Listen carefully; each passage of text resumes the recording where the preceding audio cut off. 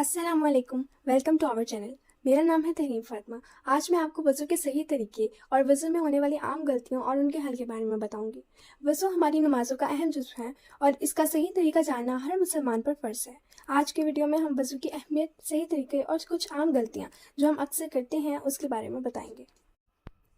वज़ू की अहमियत। इस्लाम में वज़ू की बड़ी अहमियत है क्योंकि ये ना सिर्फ जिस्मानी सफाई का ज़रिया है बल्कि ये रूहानी तहारत और ख़ुद को अल्लाह की इबादत के लिए तैयार करने का भी ज़रिया है। वज़ू क़यामत के दिन सफ़ेद रंगत का बायस होगा। सैयदना अबू हुरैरा रज़ियल्लाहु तआला अन्हु से रवायत है कि मैंने रसूलुल्लाह सल्लल्लाहु अलैहि वसल्लम को फरमाते हुए सुना। तर्जुमा: जब मेरी उम्मत को क़यामत के दिन लाया जाएगा वो वज़ू के आसार की वजह से सफ़ेद पेशानी और सफ़ेद आज़ा वाली होगी, लिहाजा जो शख्स तुम में से इस सफ़ेदी को बढ़ा सकता है ज़रूर बढ़ाए। वज़ू चेहरों की रौनक है। जब तुम में से कोई वज़ू करता है और अच्छी तरह वज़ू करता है और ये दुआ पढ़ता है, अशहदु अल्ला इलाहा इल्लल्लाहु वहदहु ला शरीका लहु व अशहदु अन्ना मुहम्मदन अब्दुहु व रसूलुहु।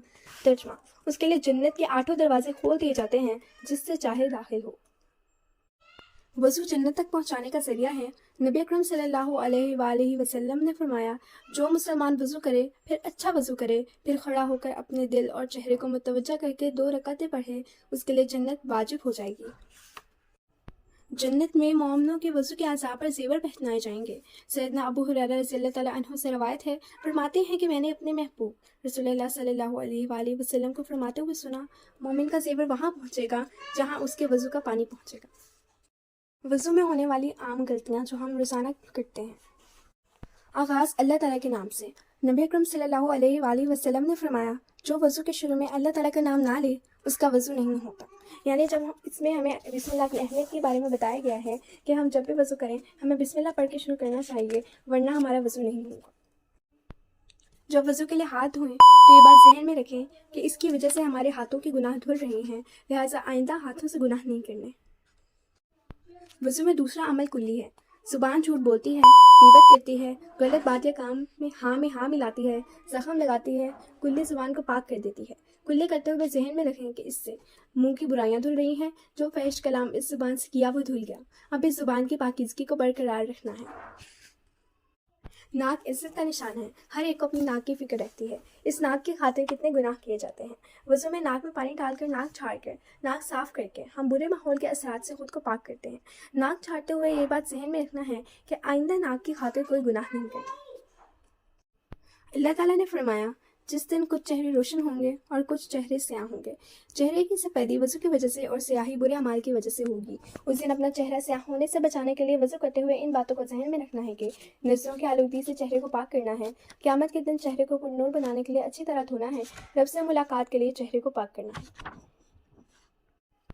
वज़ू के दौरान बाजू धोते हुए ये सोचना है कि मेरे ये बाजू सिर्फ मेरे मालिक की बड़ाई के लिए झुके और उठेंगे, मैंने इनको पाक रखना है। मस्सा ख्याल को पाकीज़ा करता है। इंसानी सोच का मनबा और मरकज़ इंसान का दिमाग है। शैतान इंसान की रगों में खून की तरह दौड़ता है और जहन शैतान के अमाजगाह बना रहता है। वज़ू के दरमियान मस्सा सोच को पाक करने के अमल का इजहार करता है। मस्सा करते हुए ये बात जहन में रखनी है कि मैं अपने दिमाग से शैतान की निजासत निकाल रही हूँ, आइंदा इस निजासत को अंदर नहीं आने देना। समात अल्लाह ताला की अता करदा बहुत बड़ी नेमत है, लेकिन खुले कानों के अंदर हर आवाज़ जगह बना सकती है। कान झूठ सुनते हैं, गीबत सुनते हैं, म्यूज़िक सुनते हैं, गपशप सुनते हैं। ऐसे कान लेकर रब से मुलाकात कैसे करें। मस्सा करते हुए ये सोचना है कि इस कान से जो बुराई के काम किए हैं वो सब धुल रहे हैं, आइंदा बुराई के काम ना करने का अहद करना है। पाँव धोते हुए ये बात याद रखनी है कि पाँव रब की दी हुई नेमत है।